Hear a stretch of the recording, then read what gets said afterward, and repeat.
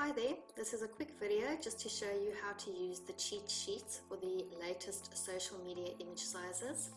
You can find this over at tiaratribe.com/social-media, but I'll put a link below. I just wanted to show you how to use it so that you can quickly find what you need.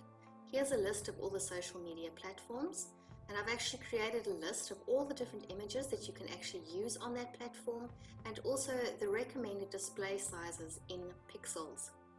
These are the display sizes that Facebook recommends, but you can make your images much bigger than this if you want a better quality. And I've also written a blog post which you can click through here to find out what the experts recommend for Facebook. So if you look at Twitter, you'll see there's their images with their display sizes in pixels, and you can actually just quickly click through here and check them out.